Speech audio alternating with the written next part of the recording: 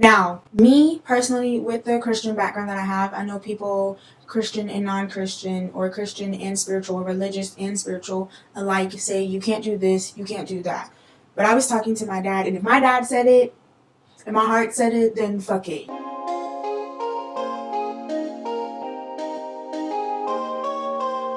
Hey guys, what's up? My name is Imani, aka Nomadic Flow.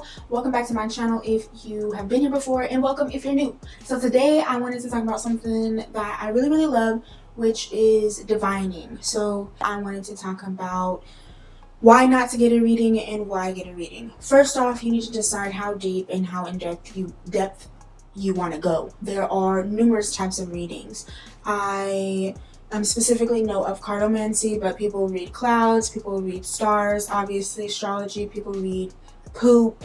I don't know if that was a meme, but somebody said that they got scammed probably because the person sent them a picture of their poop. Anyway, like, this shit was gross. I don't rock with that, but there are basically many different ways to divine. Divining is simply connecting to a higher source for knowledge or messages. It is translating messages, and sometimes it is just being in the presence and letting it speak to you how it will. Like, it doesn't always have to be something really dire, really intense, really serious. And with the uptake of people doing readings and saying they have messages, I think this video is kind of important so people don't get got, and so people can discern whether or not they want to do this themselves. Because I know, especially if you have a Christian background or Black Christian background, anything like that, you do not fuck with tarot cards. I don't fuck with Ouija boards, but you don't fuck with tarot cards, Ouija boards, pendulums, Dungeons and Dragons. Like, I just got a message from my mom,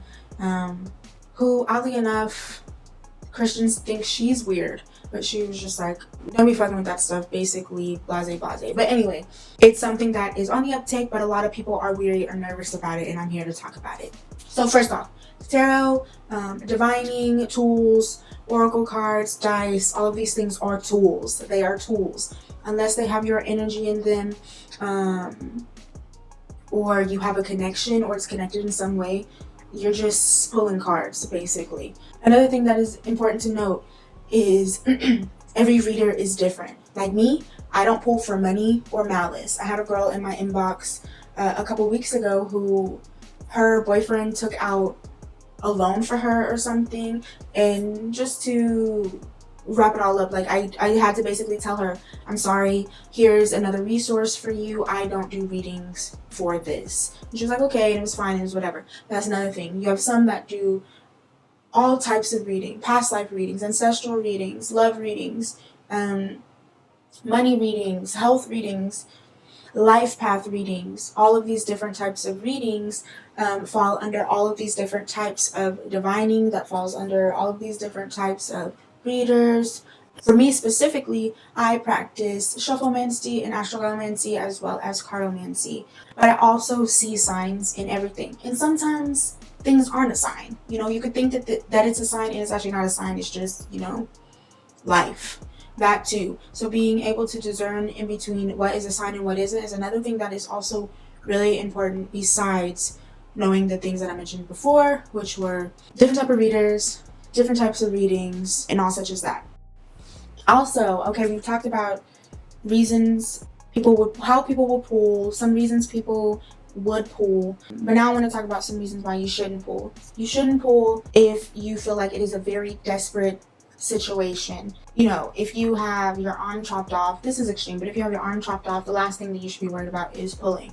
If you are pregnant and your baby daddy is somewhere else, I personally feel like the last thing you should be doing is asking where he's at, and that might be controversial, I don't know. But basically the gist is, use your intuition first to assess whether or not you really actually need the reading, and if you need the reading, to what level. The higher the level, depending on what your actual question is, sometimes a reading isn't actually necessary.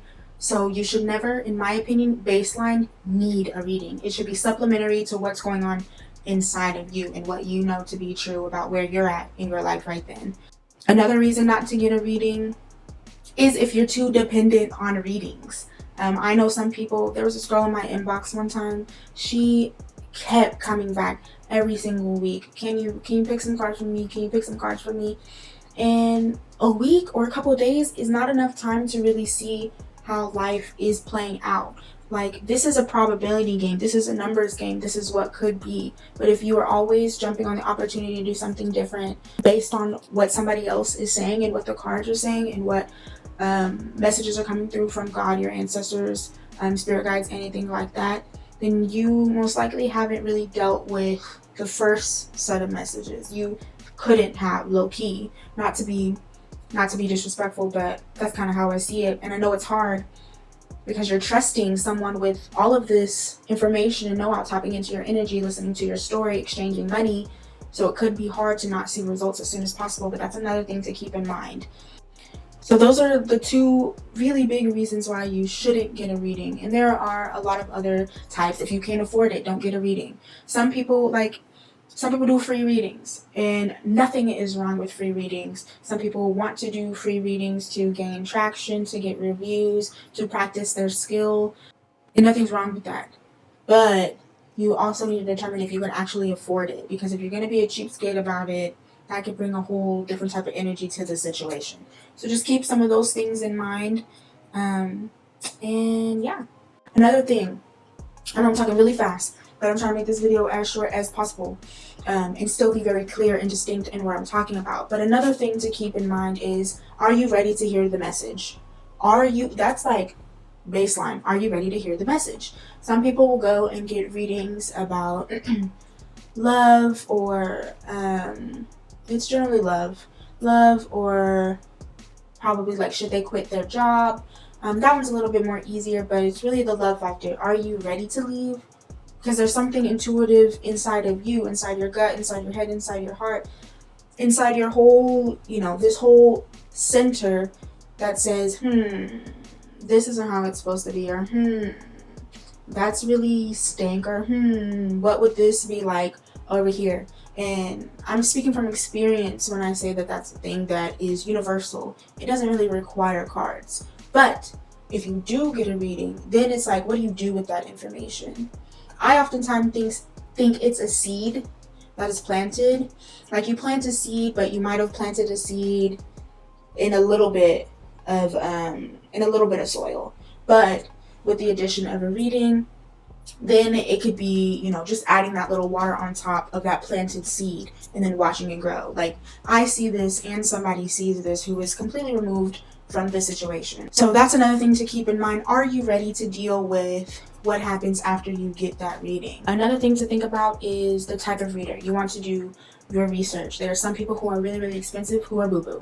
They're boo-boo. Like, let's just be real. There are some people who are really inexpensive or provide free services who are great. You want to keep that in mind. You want to keep in mind the energy exchange that's happening there. Sometimes after readers read, they are exhausted. It's a lot of things to take into consideration. It's a lot of tapping into. It takes a lot of energy up here. So to get this, your lower energy centers back in order, you kind of have to be cognizant of that if you are a reader.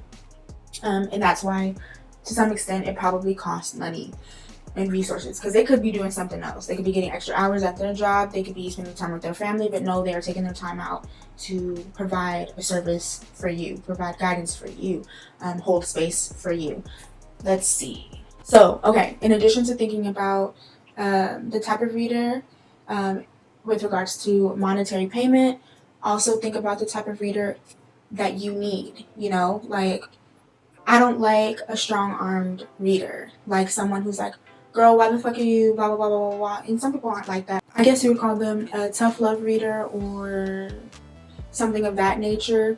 But some people want that. Like, if you're not keeping it baseline gutta or calling them out on their shit, then someone's like, oh, you're not good. You're not good. But on the flip side, if you have someone who is really, really nice, some people can also be like, they were whack. They only told me what I wanted to hear. And I think determining what type of reader, again, requires a level of research. If you don't care about throwing your energy around, or if you have protections in order, or if you are trying to see what's good with the whole experience, then of course. But also take into consideration that you are, on a certain level, opening yourself up to somebody's energy, even on a less like, this is energy, like ooh woo woo type shit. You're engaging in conversation, even your words are spells. Somebody can speak something into your life, and that can have an effect on you. So just keep that in mind, that the type of reader monetarily and the type of reader in their demeanor also matters. Think about how the reader is outside of reading you. How are they with people in the comments? How are they in their waking life? Are they a gossip? Does that even matter? These are all things to consider. So I know this video was kind of all over the place. Again, some people are readers, some people aren't readers. This is just a very brief and comprehensive discussion and Discord, I guess, about reading, because I know a lot of people are new to it. It's very new. I mean, it's an old practice. Divining has been around since humans have been around, wanting that connection with the higher source or your ancestors, God, guides, all such as that. But it's kind of having a little renaissance. So I hope this helped you. And yeah. Okay guys, be sure to let me know if you are new to reading, how long you've been reading. You can find me on Instagram. I'll leave all my other details in the description box if you need help. I think this is something that is very personal to the person, but we can talk about strategies or anything like that that can kind of help you on your way. If you like this video, be sure to like this video, comment down below to say hello, and subscribe if you feel the vibe. Stay safe, stay sane, stay spiritual. Peace.